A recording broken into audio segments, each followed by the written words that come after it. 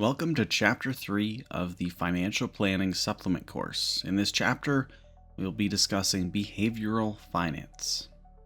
The learning objectives for the chapter include what is behavioral finance, how behavioral finance relates to wealth advisors, the risk profile questionnaires, investor biases, investor personality types, diagnosing biases, and robo-advisors.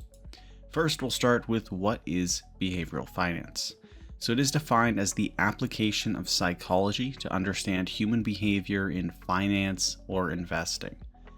Micro-behavioral finance looks at the irrational behavior of individual investors, whereas macro-behavioral finance looks at irregularities in the overall market that contradicts the efficient market hypothesis. So there is this concept of Homo economicus versus the efficient market hypothesis. And Homo economicus essentially means rational human being. So there is the strong form of both of these. For Homo economicus, it basically means that irrational economic traits do not exist. It's saying that all human beings are perfectly rational. And when you're looking at the strong form of efficient market hypothesis, it would mean that all information is fully reflected in the current securities price, including insider information. The semi-strong form for Homo economicus means that there is an abnormally high occurrence of rational economic traits, but it isn't perfect. For the efficient market hypothesis, it means that all publicly available information is fully reflected in the current securities price. That is, fundamental analysis is no value. Weak form for Homo economicus would be that irrational economic traits exist but are not strong. And for efficient market hypothesis, it's that all past market prices and data are fully reflected in the current securities price, and technical analysis is of little or no value. There are three principles of Homo economicus. The first one being perfect rationality. So it is the assumption that people have perfectly rational behavior. They make logical and self-interested judgments. Many would agree that rationality is not the sole driver of human behavior, and that emotion quite often gets in the way. And if true, then perfect rationality is only a theoretical construct and not a practical occurrence. The second principle is perfect self-interest. So many studies have demonstrated that humans are not perfectly self-interested. If they were, then neither philanthropy nor charity would exist. But most religions promote selflessness, sacrifice, and kindness. So this is another sort of point against perfect self-interest. Number 3 is perfect information. So some people may possess perfect or near perfect information on certain subjects, such as a doctor with the inner workings of the human body. However, it is just not possible for every person to have perfect knowledge of every subject in existence. So this being said, you can see how the three principles of Homo economicus just aren't realistic, and so it is more of a theoretical thing rather than reality. There are some anomalies with the efficient market hypothesis as well. There's a fundamental anomaly, which is an irregularity in a security's current price when compared to a fundamental assessment of its intrinsic value. There's a large body of evidence documenting that investors consistently overestimate the value of growth companies and underestimate the value of out-of-favor companies. Technical anomaly, it is rooted in a form of market examination called technical analysis, which is attempting to forecast security prices by studying past prices. Sometimes technical analysis reveals inconsistencies in the efficient market hypothesis, and patterns in the form of technical anomalies emerge. The majority of technical analysis methods are based on the weak form of the efficient market hypothesis that we went over previously. There's also some calendar anomalies, so studies have shown patterns emerging in certain times of the year, such as the January effect, which shows stocks in general move abnormally higher during the month of January than any other month. Another example of some of these anomalies is arbitrage, which is just the practice of taking advantage of a state of imbalance between the two or more markets. And in theory, anomalies should disappear as traders attempt to exploit them.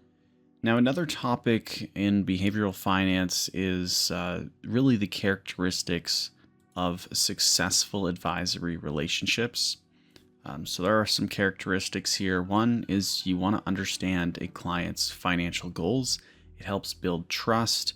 It helps improve the relationship, which is really important because financial advising, it does have a lot to do with the financial knowledge, but there is a lot of relationship management, and it is more of a relationship job as well. So one is understanding a client's financial goals. So as an advisor, you must know your client's risk profile, return objectives, and tax situation, as well as other aspects about their financial situation. Maintaining a consistent approach, so clients need regular feedback from you on their investments. These reviews can help you increase your knowledge of their behavioral finance for the future and get to know them better, which will help build trust. Delivering what the client expects. So clients expect two main things: an understanding of their objectives based on a needs assessment and investment returns that are consistent with their objectives. Also, ensuring mutual benefits is important. So happier clients will strengthen your practice and enhance your work life. Average or slightly below average investment returns are often not the primary reason a client seeks a new advisor. Relationships are usually lost when clients feel the advisor does not understand their financial objectives. So again, that understanding is really the most important factor in most successful advisory relationships. Now, when determining the risk profile for a client, sometimes advisors will use risk profile questionnaires. They can be really helpful to sort of categorize the client's risk profile, and it is also important from a compliance point of view as well. Now, risk profile questionnaires will often fail with psychologically biased individuals. To avoid problems, it is important to assess the client's behavioral biases before creating an investment portfolio. The risk profile also does change over time as the client understands more about investing, and it is important to revisit this. Sometimes questions can be perceived as too literal, and questions can be worded or framed differently depending on who you're talking to. Now, as you can see, here's just a list of certain questions. Usually it's asking about something like an investment objective, or how would you feel about this return, or selling and losing investment. And so a risk profile questionnaire would maybe be presented in this way. Now, we talked a lot about investor biases. So now let's look at some specific investor biases. So there are cognitive biases and emotional biases. Cognitive biases are defined as erroneous processing of statistical information or memory errors that are common to all human beings, also known as blind spots. And a common cognitive bias is anchoring, which we will touch on later. Cognitive biases result from subconscious mental processes, whereas emotional biases are more physical expressions related to feelings, perceptions, or beliefs about elements or objects, or the relations between them. When presented with investment choices, investors may be influenced by their emotions to make poor decisions. So we'll start by looking at the cognitive biases. So one is overconfidence. So this is the unwarranted faith in one's intuitive reasoning, judgment, and cognitive abilities. So people do tend to overestimate both their predictive abilities and the accuracy of the information they have been given. Representativeness. So because human beings like to stay organized, they develop over time an internal system for classifying objectives, for classifying objects and thoughts. When confronted with new circumstances, we often rely on a best fit process to determine which category should form the basis for understanding them. This can cause clients to classify what is a poor investment opportunity as a good one. So some examples of these for overconfidence would be maybe a client gets a tip from a wealth advisor to read something on the internet about an investment opportunity, and then they decide to invest based on his perceived knowledge advantage. For representativeness, sometimes this could look like a client being presented with an investment opportunity that just has similar elements to those of known good investments. IPOs are a good example. You can see a lot of IPOs that have done extremely well, but that doesn't mean that all of them are going to do really well. So you can't base your assumption that because it's an IPO, it's going to do well. There are underlying factors to that.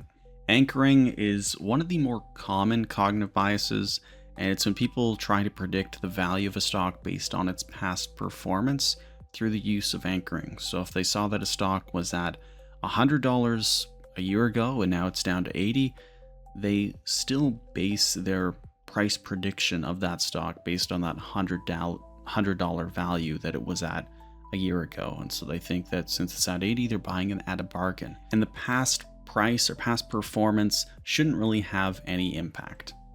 Availability is another cognitive bias. It allows people to estimate the probability of an outcome based on its prevalence or familiarity in their lives. So investors who see a mutual fund company ad on a frequent basis may conclude that it is a good one, when in reality, it really has nothing to do with that. Self-attribution, also known as the self-serving bias, is the tendency of individuals to ascribe their successes to personal traits such as talents or foresight, and to blame their failures on an outside influence such as just bad luck. Illusion of control is the tendency of individuals to believe that they can control random outcomes. Conservatism bias is a mental state in which people cling to a prior view or forecast and do not acknowledge or obtain new information that might change an existing view. Ambiguity aversion, it's the tendency to hesitate in situations of uncertainty. So when investing, people often avoid making an investment or taking risks when things seem uncertain. You'll see this a lot with clients where they want to wait. They don't want to invest money when things are uncertain, when things are maybe down or when the markets are down, and they want to wait until things are more clear and there isn't this uncertainty. But usually when things are better and there isn't as much uncertainty, the markets are already up. Mental accounting is also fairly common. It's when investors rationally treat various sums of money differently based on where these sums are mentally categorized. So this could be through the way money was obtained. So maybe money earned through work is more important than money through gambling. They treat that hard-earned money safer. They don't want to lose it, but the gambling money, they don't care about it as much, you could say, or want to be more risky with it. There are all kinds of mental accounting. Sometimes people will want two different tax-free savings accounts just so they can treat one as, emergency savings, whereas the other is for retirement. And they just have all these different ways of treating different sums of money differently. Confirmation bias is a type of selective perception in which people emphasize ideas that confirm their beliefs and discount ideas that contradict their beliefs. There's hindsight, so after the outcome of an event is known, some people believe it was predictable, even though it was not. So this happens because actual outcomes are clear in a person's mind, whereas the numerous outcomes that could have occurred but did not are rather fuzzy. Therefore, people tend to overestimate the accuracy of their own predictions. Recency bias occurs when people recall and emphasize recent events more prominently. Framing bias is the tendency to respond to various situations differently, depending on the context in which a choice is presented. Now let's look at some emotional biases. There aren't as many. So the first one is endowment. So people who are subject to endowment bias place more value on an asset they hold property rights to than on one they do not hold rights to. So for example, the house that they own, they feel it is valued much higher than it probably is, whereas a very similar house that they don't own, they don't see it as valued as highly. Self-control bias, really a lack of self-control. It's the tendency to consume today at the expense of saving for tomorrow. So basically meaning that they don't value saving that money, they really just want to spend it now. So money is an area in which people often lack self-control. Optimism, for any personal traits, most people tend to rate themselves as surpassing the population mean, and investors also tend to be overly optimistic about the markets. Loss aversion, people generally feel a stronger impulse to avoid losses than to acquire gains. Regret aversion, people avoid making decisions because they fear that whatever they do will result in a bad decision. So these are all emotional biases that you may encounter, and you need to be able to recognize that. There's also sometimes a gender role in behavioral finance. So many studies have been done that revealed certain tendencies. So some of them are that men are more overconfident and optimistic than women. Women are more likely to buy and hold. Men have 1/3 higher risk profile than women typically. Women are less likely to hold losing investments too long and less likely to sell a winning investment too quickly. Men are more likely to allocate too much money to one investment and more likely to buy a hot investment without doing research. And men are more likely to trade excessively. And so you can either be leaning towards idealist versus pragmatic, framer versus integrator, reflector versus realist. And so idealist versus pragmatist. So idealists overestimate their investing abilities, display excessive optimism about the markets, and do not seek out information that contradicts their views. They're susceptible to overconfidence, optimism, availability, self-attribution, illusion of control, confirmation, and recency and representativeness. Pragmatists display a realistic grasp of their own skills and limitations as investors. They are cautious about the markets and demonstrate a healthy dose of skepticism regarding their investing abilities, and they are typically not susceptible to the biases that affect idealists. Framer versus integrator. So framers tend to evaluate their investments individually and do not consider how each of them fit into an overall portfolio plan. So maybe they will look at those guaranteed or safer investments and see that they're not earning very much, and they don't realize that it is just a part of an overall balanced portfolio. The framer's portfolio is composed of unique pots of money rather than a combination of well-managed investments. They are susceptible to anchoring, conservatism, mental accounting, framing, and ambiguity aversion. Integrators, on the other hand, are characterized by an ability to contemplate broader contexts and externalities. They correctly view their portfolios as systems whose components can interact and balance one another out. Reflector versus realist. Reflectors have difficulty living with the consequences of their decisions and taking action to rectify their behaviors. They justify and rationalize incorrect actions and hesitate to own up to decisions that have not worked out well. They suffer from decision paralysis and are susceptible to cognitive dissonance, loss aversion, endowment, self-control, regret aversion, status quo, and hindsight. Realists have less trouble coming to terms with consequences and do not tend to scramble for excuses to justify incorrect actions. So if we go back, you would want to be more pragmatists, more integrators, and more realists. Now, structuring an asset allocation, we'll be going into this much more later on, but the typical process is to administer a risk profile questionnaire, discuss the client's financial goals and constraints, recommend the output of a computer-generated asset allocation, and this can result in less than optimal outcomes if you do not account for cognitive biases.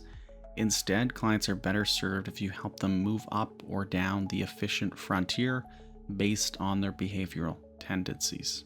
So factoring in these biases is also one of the advantages of human advisors compared to a robo-advisor. The complexity of a case can also be difficult for robo-advisors at this current time, with our technology. And so that is it for Chapter 3 about behavioral finance. I will see you in Chapter 4.